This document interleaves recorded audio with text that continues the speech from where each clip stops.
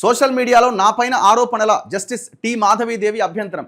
ఇప్పుడు ఆ జస్టిస్ గారి ఆవేదన ఏంటి అంటే ఆమె ఒక ఒక ఫ్లయర్ ఒక గ్రాఫిక్ ప్లేట్ తిరుగుతున్నది. ఏమని మాధవీలత గారు ఫస్ట్ డే ఆర్గ్యుమెంట్ చేసినప్పుడు ఆమె అంతసేపు ఆర్గ్యుమెంట్స్ విన్నది వాయిదా వేసింది. అసలు ఆ రోజే డిస్మిస్ చేయాల్సి ఉండే పిటిషను. ఎందుకు ఆమె అట్లా చేసింది అని అంటే ఆమె గారి భర్త, ఆయన పేరు ఏదో ఉన్నది, బార్ అసోసియేషన్ అధ్యక్షుడు కావడానికి ప్రయత్నం చేస్తున్నాడు మొన్న జరిగిన ఎలక్షన్స్ తర్వాత.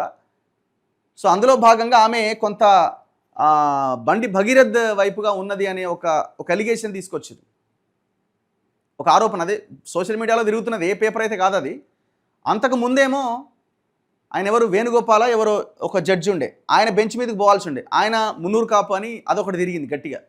తిరిగేసరికి ఆయన బెంచ్ ఆయన వదిలేసిన తర్వాత మాధవీలత గారి బెంచ్ పైకి వచ్చింది. ఆమె మీద కూడా ట్రోల్ నడిచింది. చివరికి ఆమె తన మీద జరుగుతున్న ప్రచారాన్ని అక్కడ ప్రకటిస్తూ ఆవేదన వ్యక్తం చేసింది. అరే ఇంత దారుణంగా నా మీద సోషల్ మీడియాలో ట్రోల్స్ జరుగుతున్నాయని. మరి ఎందుకు జరుగుతున్నాయంటే మరి ఇక అది తెలుసు కదా. ఇప్పుడు ఒక్కొక్కరు ఒక్కొక్క రకంగా విశ్లేషిస్తారు కదా. న్యాయం అందరికి ఒకేలా ఉండాలంటే ఉన్నది అని కనుక మనం భావిస్తే మరి సామాన్యుడి కేసు ఇట్లనే ఇన్ని గంటల పాటు వాదిస్తారా?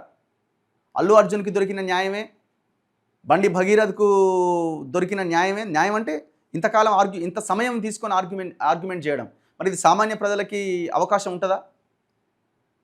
ఇప్పుడు హౌస్ మోషన్లు, లంచ్ మోషన్లు ఇమీడియట్గా కొంతమందికి వచ్చేస్తుంటాయి, కానీ అది సామాన్యుడికి వస్తుందా? వెకేషన్ టైంలో హైకోర్టు సర్క్యులర్ ఉన్నది. అసలు ఇట్లాంటి ఇంటరిమ్ బెయిల్ పిటిషన్లు, రెగ్యులర్ బెయిల్ పిటిషన్లు హైకోర్టుకు తీసుకురావద్దు, కింది కోర్టు డిస్మిస్ చేసిన తర్వాతే ఆ అప్లికేషన్స్ అన్నీ తీసుకొని మాత్రమే రావాలని క్లియర్గా సర్క్యులర్ ఉంది. మరి ఎట్లొచ్చింది? ఇవన్నీ కొంతమంది విశ్లేషించినప్పుడు వాళ్ళకి ఏదో అనిపించి ఇట్లాంటి వార్తలు రాస్తూ ఉంటారు.